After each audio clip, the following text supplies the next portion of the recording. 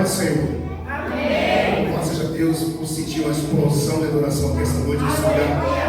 A presença do Senhor é real em nosso meio. Dizer que a alegria do Senhor é a nossa força. Quando nos esforçamos para estar na presença do Senhor, o Senhor se alegra com a nossa adoração. É evidente que todo descontentamento, todo aquilo que impede nós adorarmos a Deus essa noite cai por terra. Porque Deus te trouxe aqui tão simplesmente para adorar o Senhor. Eu estive aqui sábado, numa consagração missionária pela manhã, aonde o qual da oportunidade eu pude ministrar o livro de Joel, capítulo 2, versículo 12, onde vai dizer que Joel pregava às nações de Israel, dizendo que nós devíamos adorar ao Senhor, rasgando nosso coração, não somente nossas vestes. Então Deus me trouxe essa noite aqui para você rasgar o vosso coração na presença do Senhor.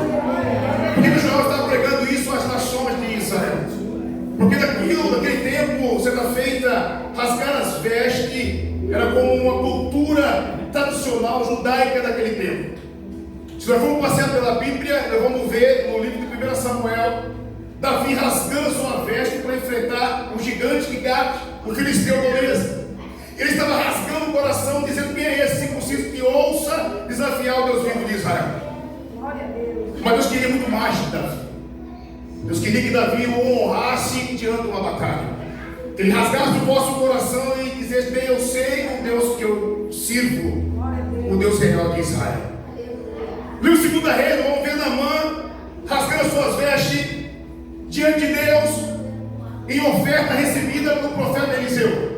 Quando Eliseu foi ofertar sobre a vida dele a cura e libertação, a Bíblia diz que Naamã rasga as vestes com adoração a Deus.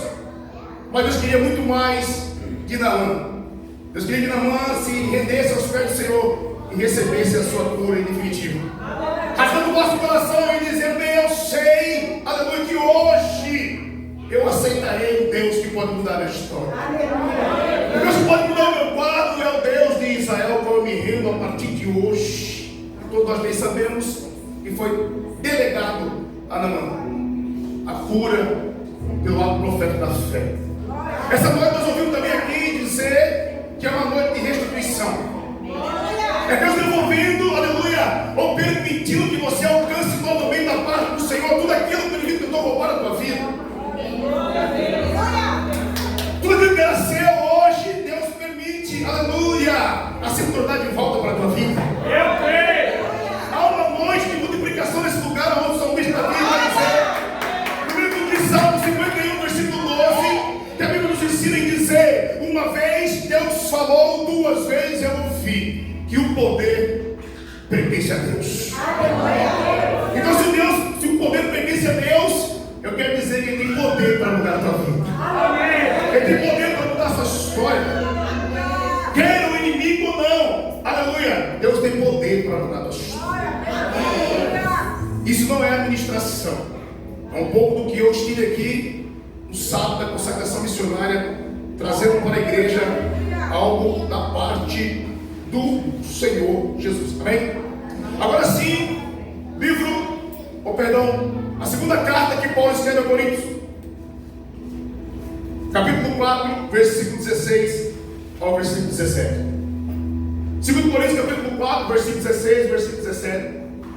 Nós estaremos lendo e vendo Paulo encorajar a igreja de Coríntios.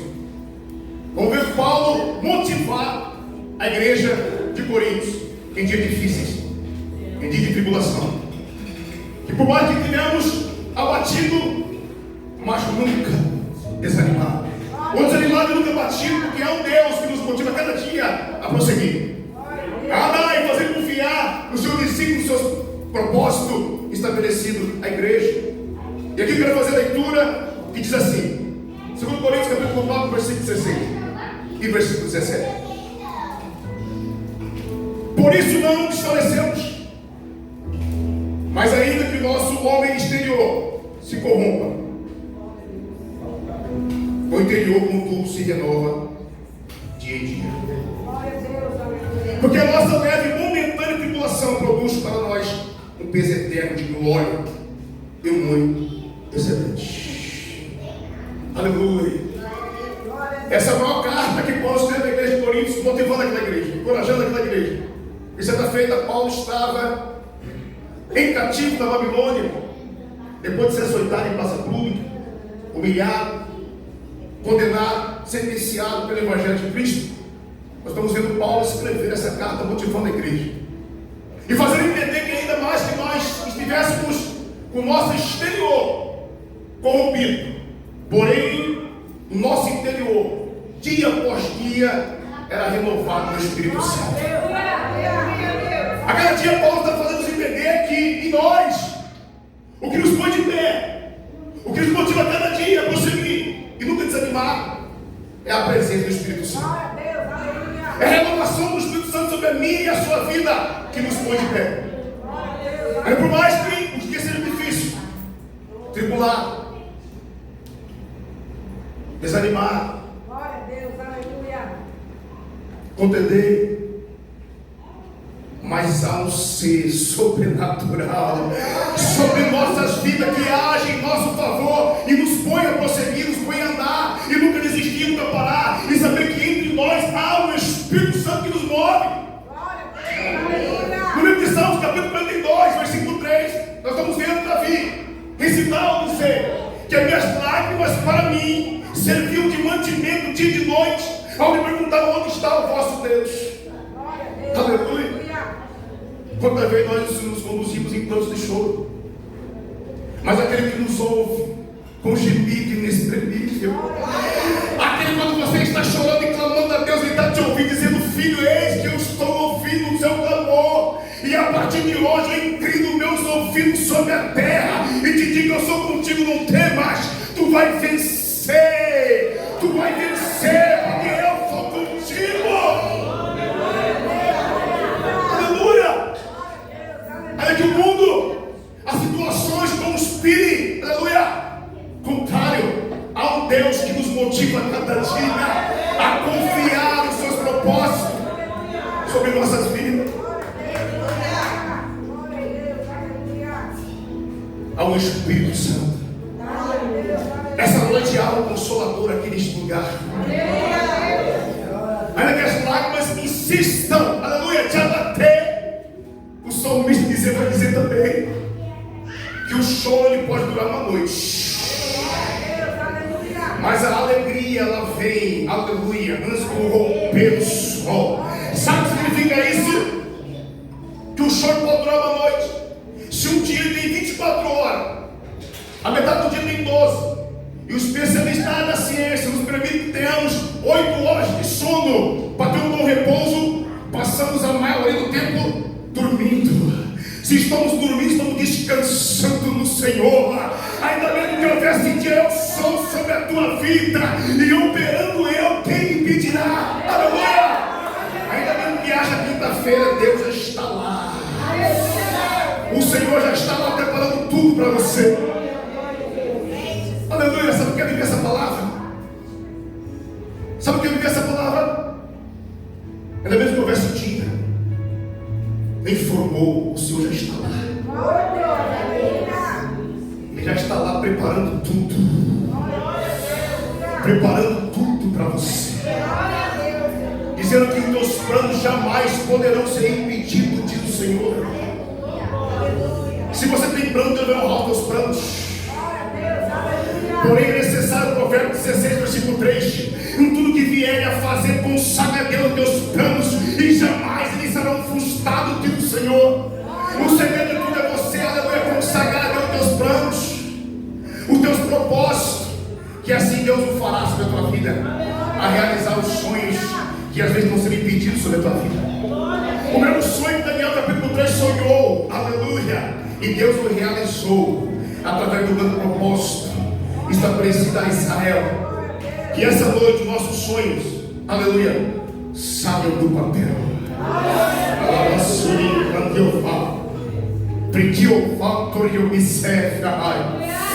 Que os nossos sonhos essa noite saiam do papel e você venha experimentar o sobrenatural da parte de Deus, porque o que Deus quer fazer essa noite aqui é o sobrenatural. Há uma picanha esperando, mas há um maná do céu também descendo aqui essa noite, diz o Senhor. Aleluia.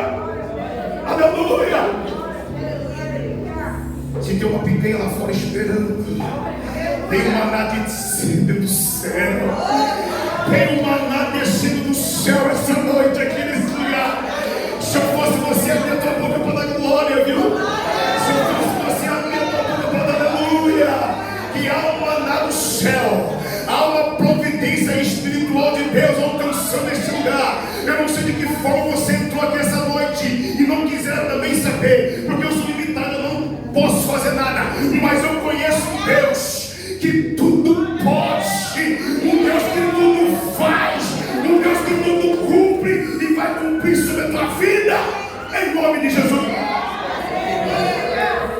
Aleluia! Quando ninguém estava orando, eu pude sentir da paz de Deus, uma explosão, aleluia, de adoração nesse lugar.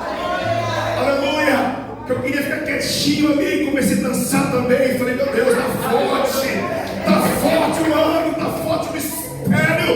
Porque quando Deus entra em ação e manifesta, a igreja não consegue ficar parada. Cada um expressa a Deus aquilo que sente. Aleluia! Cada um expressa a Deus aquilo que sente. Aleluia! Se você está alegre, se alegra no Senhor. Se você está triste, se alegra no Senhor. Aleluia! Aleluia! Eu só fiquei, confesso à igreja, eu fiquei com uma inveja santa, viu? Posso falar? A igreja não vai sorrir. Prometo que não vai sorrir. Quando o apóstolo estava aqui testificando sobre o seu neto, que estava cortando o seu cabelo, desejando cortar na régua. Há quanto tempo eu não desejo isso? Cortar meu cabelo. Há quanto tempo?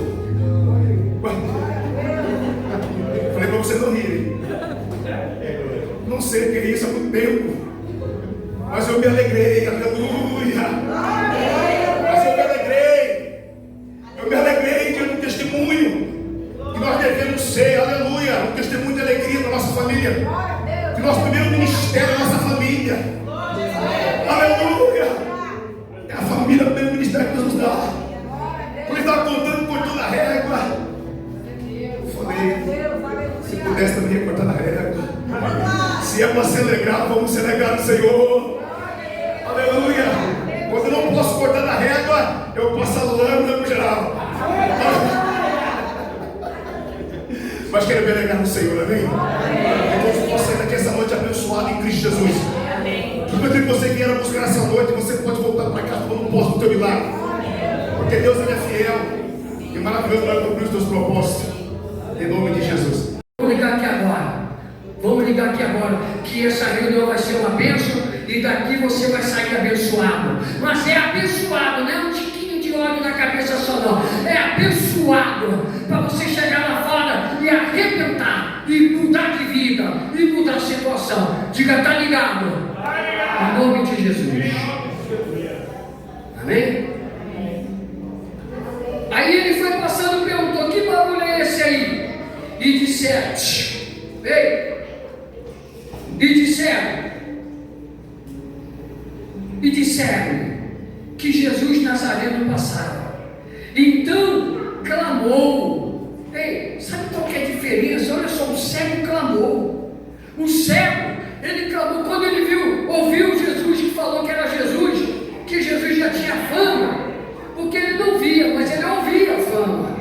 Quando ele ouviu que Jesus tinha fama de curar, de fazer milagre, então ele, peraí, é a minha oportunidade. Ele clamou. Sabe qual que é a diferença daquele cego para os dias de hoje? As pessoas têm vergonha de clamar. A pessoa tem vergonha de clamar. A pessoa está na igreja, mas ela só quer ouvir, ela não quer clamar. A pessoa está na igreja, mas ela não quer participar, ela só quer ouvir. Ela quer que o garçom faça tudo e traz na mesa para ela. E tem hora, nas coisas espirituais, as coisas de Deus, a gente precisa clamar, buscar. É a gente que precisa de Deus. É a gente que precisa de Deus. Ou Deus está precisando de mim? Será que Deus está precisando de mim para alguma coisa? Não, Senhor. Nós é que estamos precisando dele. Nós é que precisamos, nós é que temos que gritar, clamar, chamar por ele. Não é ele. Aquele cego, ele não via Jesus. Como cego nenhum vê. Mas não precisa ver Jesus, como nós falamos quarta-feira passada. Não é você não precisa ver Deus. Ninguém vê Deus, mas você não precisa ver Deus. É Deus que precisa ver você. Aonde você estava? Aonde você estava? Onde você estava? Não é Deus. Deus não precisa de mim, mas Ele precisa me ver. Eu que preciso dele. E não preciso ver Ele. Eu preciso clamar. Se você pegar a vergonha e colocar de lado, como aquele cego Bartimeu fez, e ainda tentaram calar a boca do homem, aqui embaixo, lá na frente diz: e os que iam passando repreendiam-no para que se calasse. Aí ele cantar, aí que ele clamava mais alto. Como que você vai me calar? Você sabe o que é ser cego? Você pensou se você fosse o Bartimeu? Imagina o homem cego, mendigo, e quando ele tem uma oportunidade, as pessoas dizem assim: cala a boca, não incomoda o mestre. Mas o mestre veio justamente para isso, para mudar a tua vida. Ele disse: eu vim para que tenham vida, e vida em abundância. Aleluia! Isso é para você. Diga aí: essa palavra é para mim. Essa palavra é para mim. É para mim. E eu vou viver essa palavra, porque Deus prometeu, e as promessas dele não caem no chão, não são esquecidas. Se ele prometeu, ele vai cumprir, porque ele tem poder para cumprir. Se ele falou, ele cumpre. Eu vim para que tenham vida e vida em abundância. É para mim. Eu não abro mão dessa palavra. Eu não abro mão, essa palavra é para mim. As pessoas diziam para ele assim: cala a boca, ô cego, ô Bartimeu, cala a boca aí. Ele deve ter respondido assim: eu responderia se fosse eu. Você não sabe o que é ser cego, para você estar mandando calar a boca. Você não sabe o que é ser mendigo. Nem o mendigo aceita ficar calado. Nem o mendigo aceita. E por que nós vamos aceitar? Por que a igreja vai aceitar? Aleluia! Por que a igreja vai ficar calada? Por que a igreja não vai clamar? Vai chegar a hora de orar, de clamar. E se eu fosse você, eu estava falando: Deus, me ajuda aí, Senhor. A coisa lá em casa está difícil, está feia, Senhor. Está feia, Senhor, está difícil. E ninguém me ajuda, eu não tenho ninguém. E o Senhor sabe que eu não me curvo para imagem, para santo, para espírito, para santo de pau, de gesso, de pedra, de pau. O Senhor sabe que o meu negócio é só eu e o Senhor. Eu não tenho ninguém. Eu não tenho ninguém. Se o Senhor não for comigo, eu estou arrebentado, estou arrasado, vou perecer. É isso que você tem que falar com Deus. Rasgar o coração. Isso é rasgar o coração, não é rasgar a roupa, a veste, não. É rasgar o coração, falar a verdade, colocar para fora. É isso que Deus está esperando. Ou será que Jesus, quando passou pelo cego lá, ele viu o cego? Jesus viu o cego. O cego não viu Jesus, mas Jesus viu o cego. Jesus viu o cego. Mas você está pensando que Jesus foi lá e fez assim, ó: tadinho, ele é cego, olha, quer que eu te cure? Jesus não foi lá oferecer, Jesus não foi lá passar a mão na cabeça dele, Jesus não foi lá, sabe, paparicar. Jesus não vai paparicar ninguém. Somos nós que precisamos dele. Ele está esperando você, a tua atitude. Ele está esperando você levantar no caminho, como o cego Bartimeu. Eu imagino aquele homem, ele cego. Para quem chegou um pouco depois, ele era cego e mendigo, mas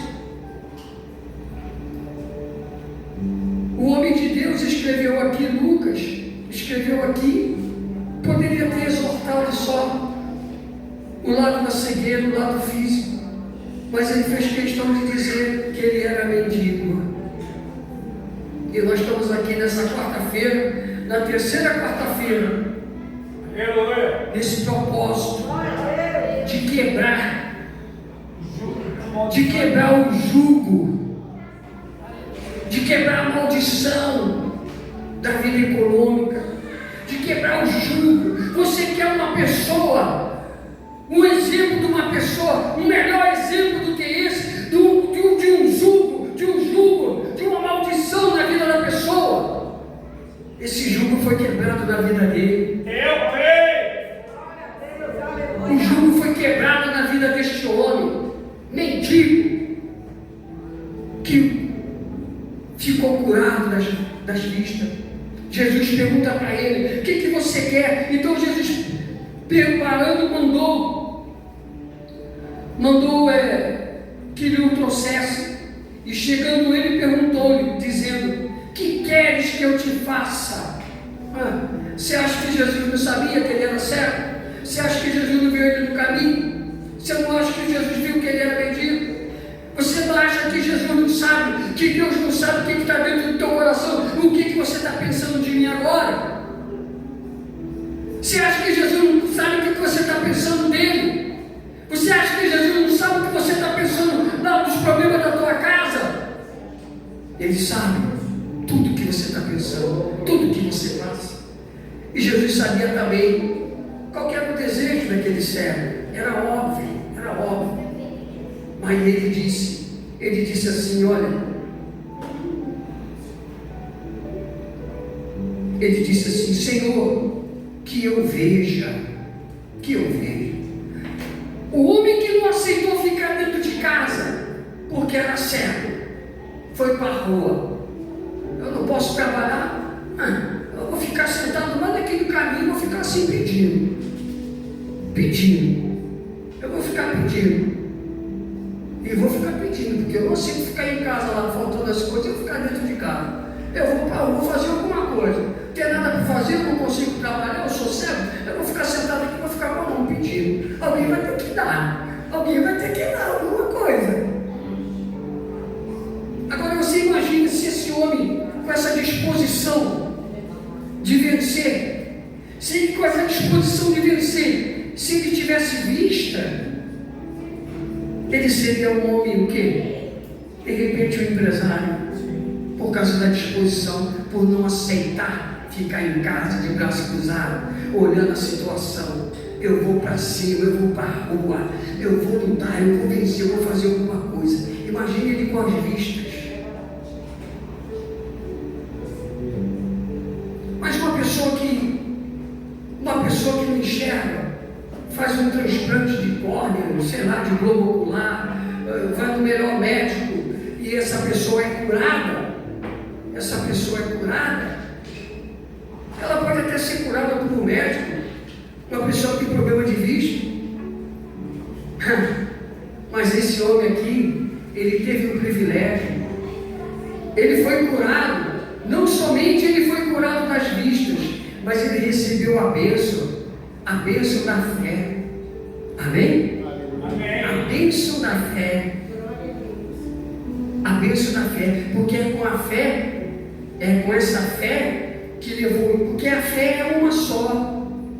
Não existe fé para curar, não existe fé para salvar, não existe fé para prosperar, não existe fé para trazer marido, não existe fé para libertar das drogas. A fé é uma só, diga glória a Deus. É um só Deus, um só Espírito, uma só fé. Um só Deus, um só Espírito, uma só fé. A fé é uma só. E a fé que ele teve para ser curado das vistas é a mesma fé que mudava a história financeira dele. Agora ele não é mais o cego, ele agora não é mais o mendigo.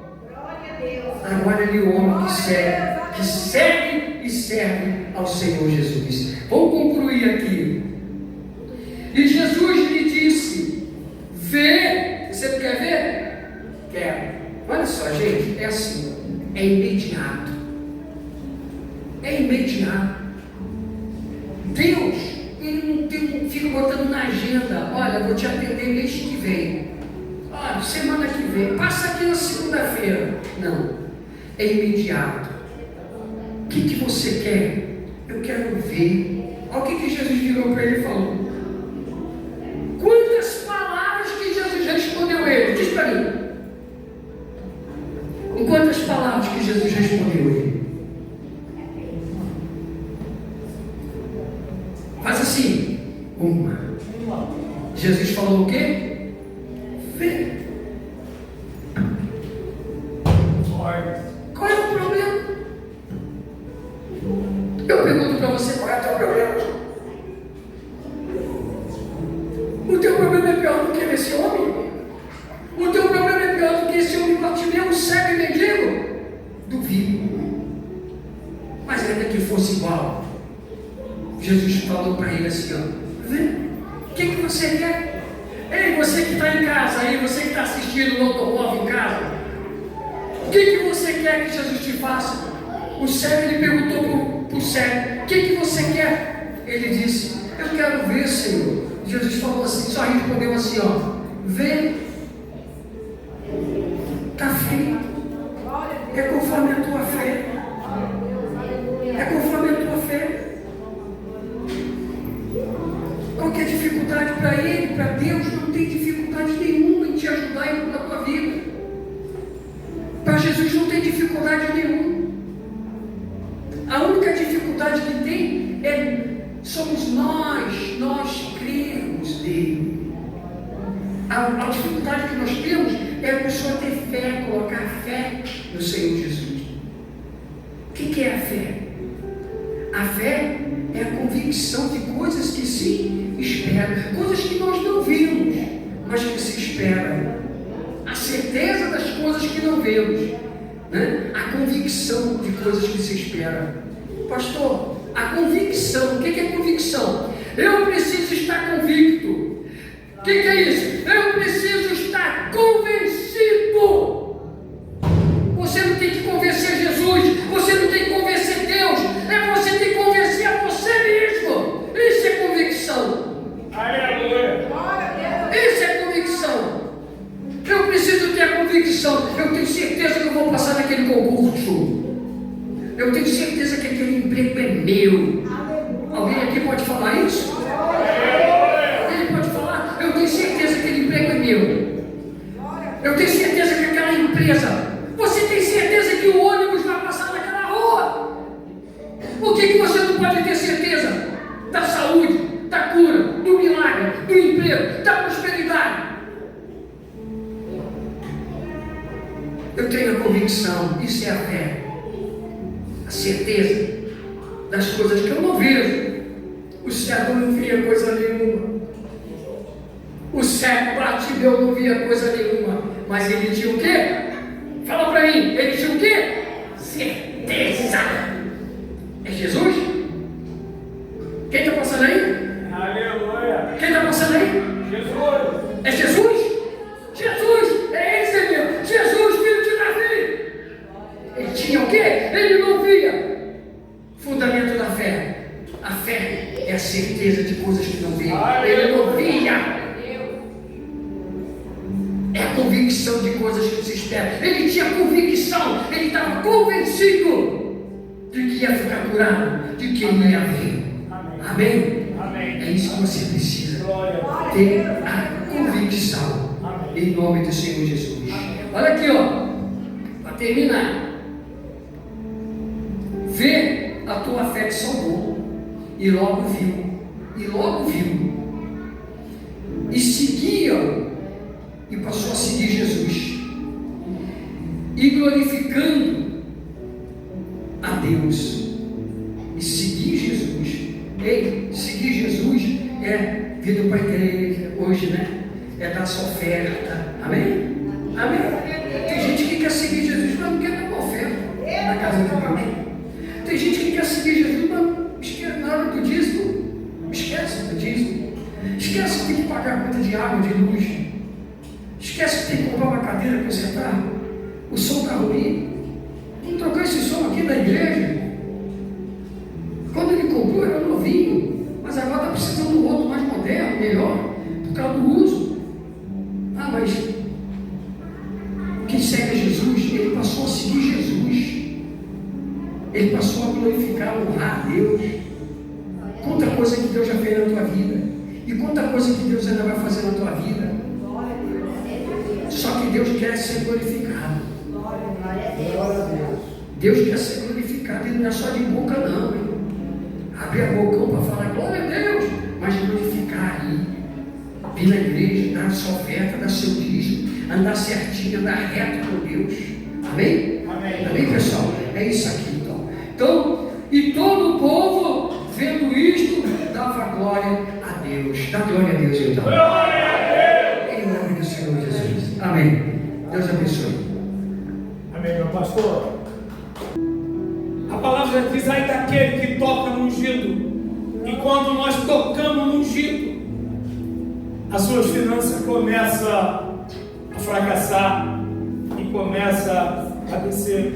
Outra causa são os roubos conscientes e inconscientes. Tais como, ô irmão, me empresta aí R$100.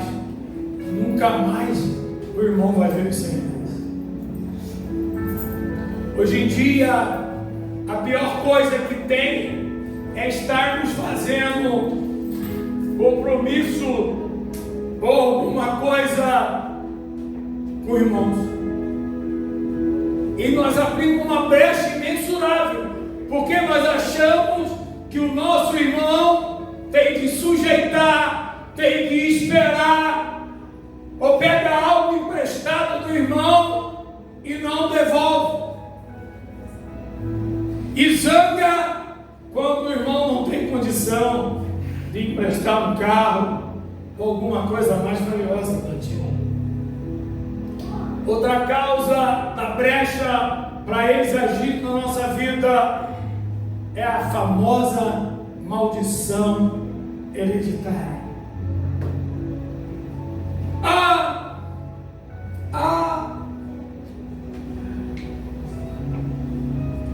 O meu finado avô e a família nossa, para quem não sabe, era dono de 70% do Pantanal Mato Grossense. Foi da minha família.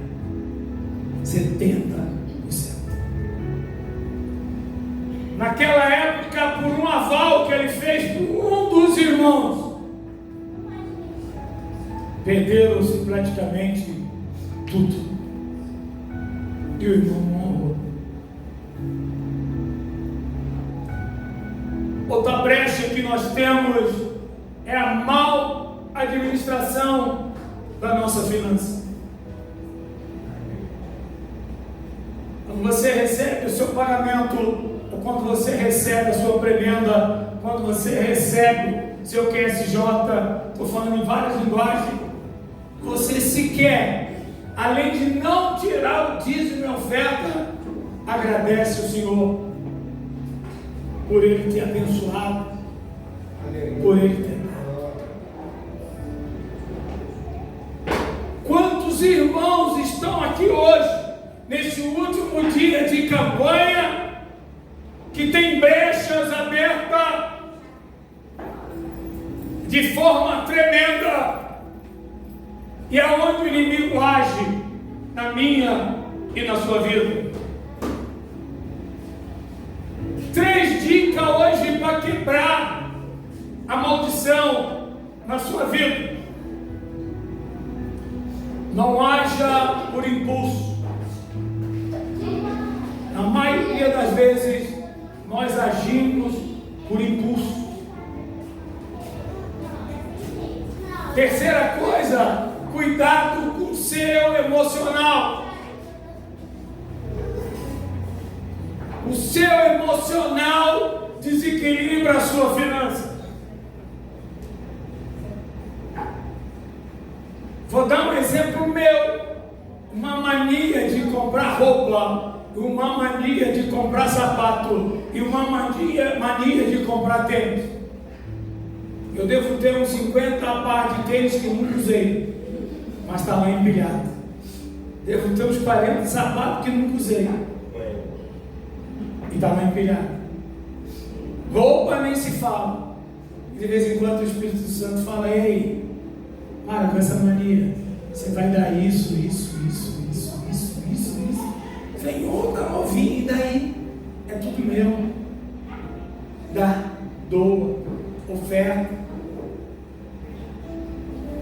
Quantas roupas você tem no seu guarda-roupa que nem usa mais, mas deixa lá para fazer volume.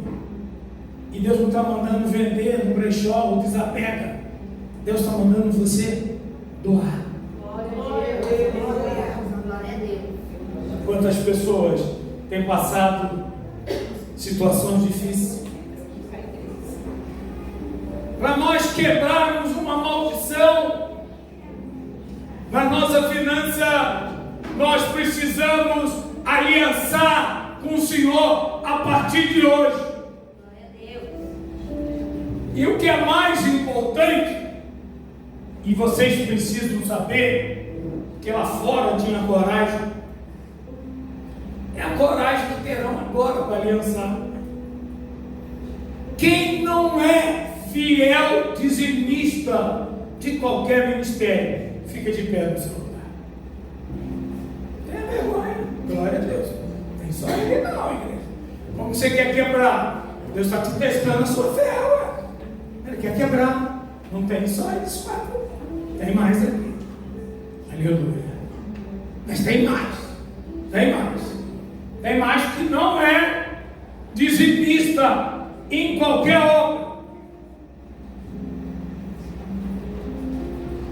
Ontem recebi um telefonema e ela até gravou o áudio de uma pastora que foi do nosso ministério e disse: a partir do mês que vem Deus mandou eu ofertar no ministério do Senhor como uma forma de contribuição, porque Deus te usou para profetizar que eu ia ter uma loja, e hoje eu tenho a loja. Só que eu nunca ofertei, dizimei em lugar nenhum. E Deus está mandando eu ofertar no seu ministério. Só vocês que estão em pé, que tiveram a coragem de levantar, fecha o olho, coloca a mão no coração e repete comigo assim: Senhor Jesus, nesta noite eu faço uma nova aliança, que a partir de hoje eu serei fiel dizimista e fiel ofertante no meu ministério ou no ministério que o Senhor mandar eu contribuir. Vou tirar os 10% que é do Senhor. Nunca mais eu vou deixar de cumprir essa ordenança. Amém? Pode sentar, vocês se levantar. Eu ouvi aqui hoje atentamente uma pessoa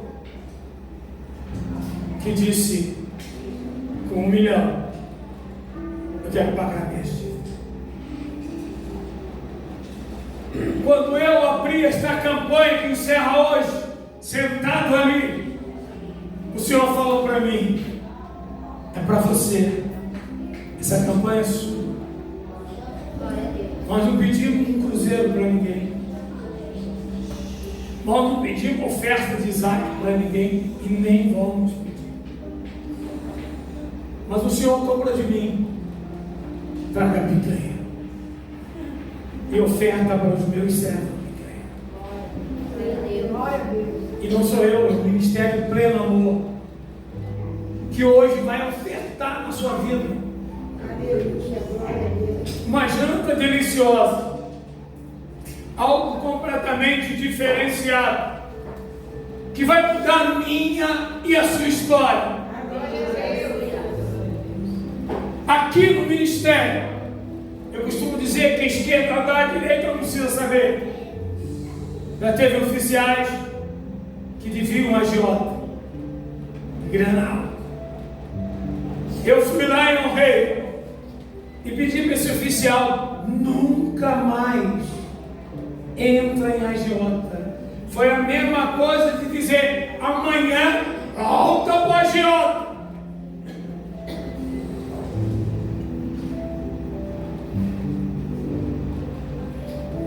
Está gravando o que eu vou dizer. Eu passei um período esse ano que só eu e Deus sabemos. Só eu e Deus sabemos.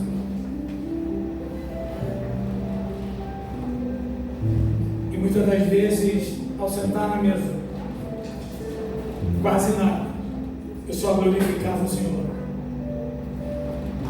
Obrigado, Pai. Você quer me mostrar algo? Obrigado.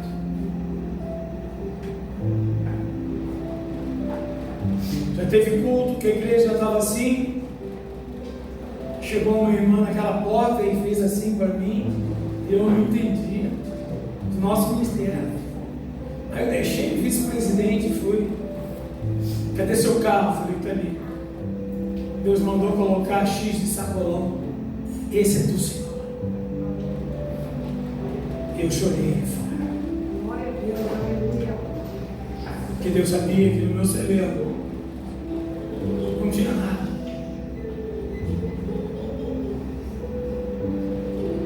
A primeira coisa para nós rompermos a maldição hereditária é segurar o nosso emocional, termos postura, acreditar que vocês são o único complexo especial e que vão sair dessa. Procurar um especialista em como que é, pastora? Ressignificar a sua finança. Ah, mas tem isso? O senhor está orientando? Sim. Procurar um amigo que vai te ajudar e te orientar, não aquele que vai te dizer: você está fracassado, você não vai vencer, não vai para frente, ei!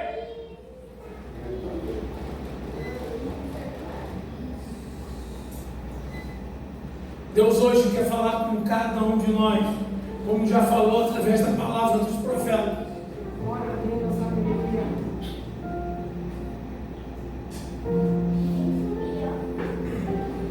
Aqueles que tiveram coragem de levantar. Agora eu quero ver o outro. Quem que está aqui, que já fez 1, 2, 3, 4 vezes voto com o Senhor e nunca cumpriu? Que seja um voto e nunca cumpriu. Fica de pé no seu lugar. Aleluia. Não tem só igreja. Aleluia. Aleluia. Tem mais. O Espírito Santo está falando que tem mais. Primeira coisa que eu quero ensinar para vocês que estão de pé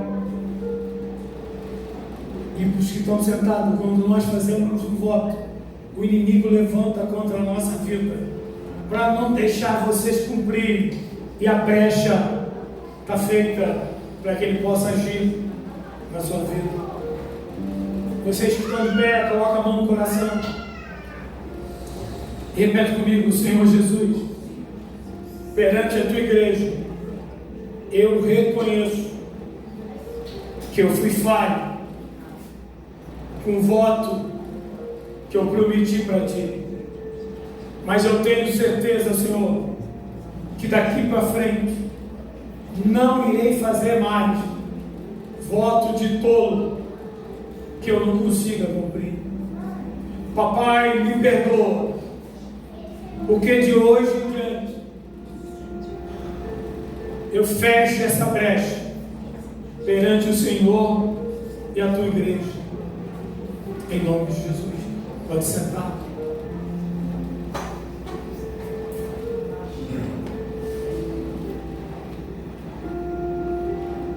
Eu acredito que o senhor pastor Natanael, com grande vivência, já ouviu e viveu o que eu vou dizer. Eu já ouvi membros doarem, por exemplo, uma guitarra, um som, um carro. Aí passa 20 dias, quer de volta. que é barganhado, Senhor. O Deus que nós servimos não aceita barganha. Primeiro que Ele conhece o teu coração. Quando você estiver na sua casa e o Espírito Santo te tocar e falar, liga para o seu pastor, para o seu bispo, para o seu apóstolo, fala que está levando um frango com arroz, ou nem liga, está levando uma carne assada. Se o Senhor falou para você, é porque seu líder, além de estar precisando, é merecedor daquilo que o Espírito Santo diz. Ah, mas Deus fala. E como? Se eu for aqui contar testemunho,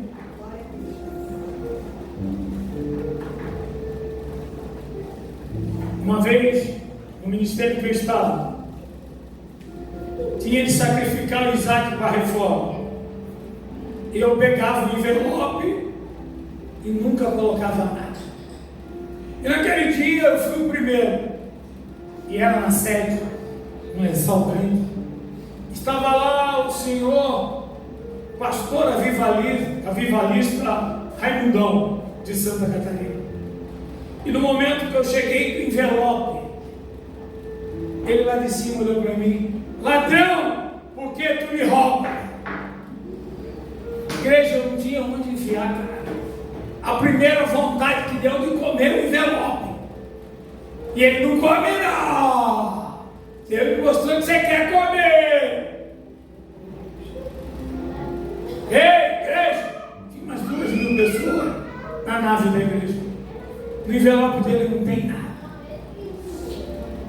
Comecei a amassar, não rasga, não. Ajoelhei. Perante 2.000 pessoas, comecei a chorar. Aí ele falou: quem que é a pessoa que está aí atrás? Naquela oportunidade, ela é minha esposa. Ele falou assim: no envelope dela está o Isaac dela e o Isaac seu. Eu não tinha de enfiar a cara. A partir daquele dia, eu passei a ser eternamente fiel ofertante e dizimista. Deus, hoje, no final dessa campanha, daqui a pouco, nós vamos recitar o decreto que Deus me deu. Nós precisamos sair daqui hoje e entendermos, de uma vez por todas, que o Deus que nós servimos não aceita permuta, não aceita troca, e que tudo que nós temos é dele. Nós não vamos levar exclusivamente nada. Outro dia eu vi uma reportagem que acharam um dos generais, um túmulo de um dos generais de Alexandre o Grande. E dentro do túmulo, além das armas, muito ouro. Não levou. Não tem como levar. Eu vi aqui hoje no ato profético: quero minha casa. Toma posse da sua casa.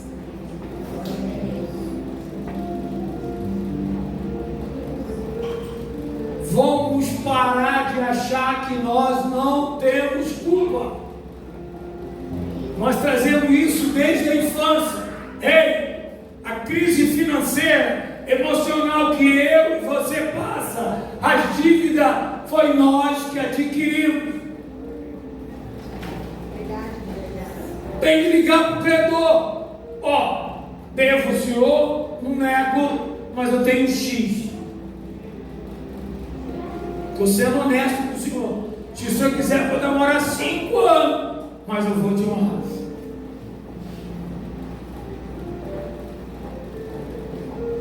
Quantos irmãos entram no limpa-nome no Serasa?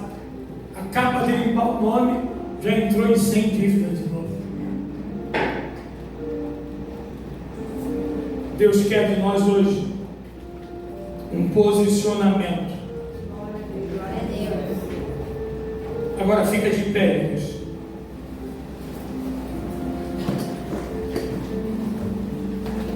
Para quem não entende o que é decreto, o que é dito, aqui está cheio.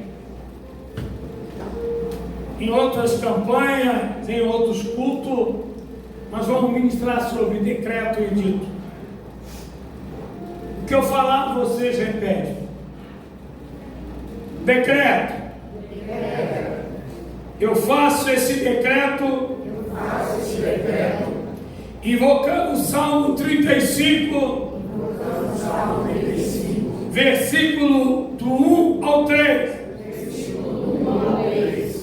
Eu suplico a Deus,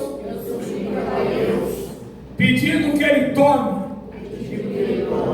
a iniciativa de me defender contra os meus inimigos. Eu peço a Ti, meu Pai, que combata os que lutam contra mim, que se levantam para me destruir. Venha ao meu socorro. Empunhe a tua lança e o teu machado de guerra, destruindo toda ação, ilegalidade das brechas que uma mão usa contra a minha vida financeira. Levante o teu escudo, a tua fé, e resista com a tua espada de guerra. Anuncio então que todas essas obras já foi rejeitada, quebrada como maldição, pragas, encantamento, doença da mente, para tentar destruir o meu financeiro. Senhor, penetra no mais profundo do meu subconsciente, da minha emoção, e queima com teu fogo santo. Bloqueia todos os comportamentos emocionais negativos na minha finança.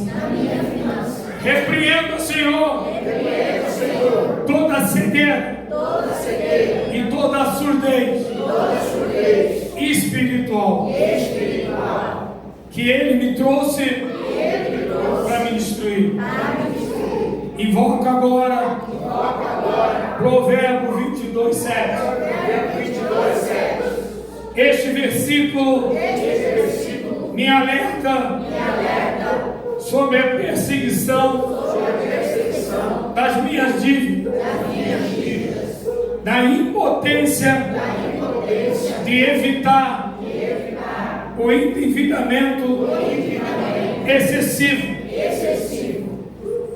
Em vez de me envolver em dívida, a tua palavra enfatiza a necessidade de viver dentro da minha possibilidade e refazer e planejar a minha finança com sabedoria e controlando as minhas emoções,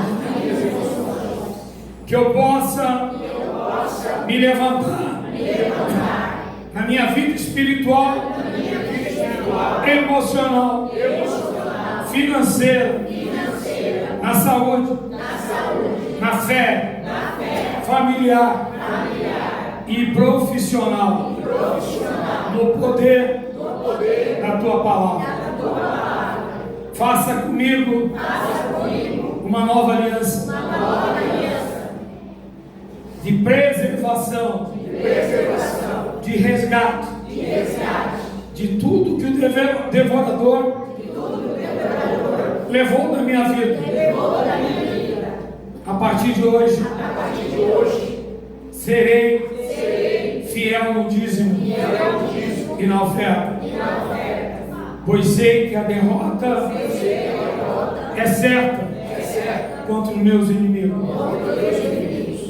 Que eu possa ter a sabedoria de lidar com as minhas emoções, e que não interfira mais nas minhas decisões financeiras. Amém.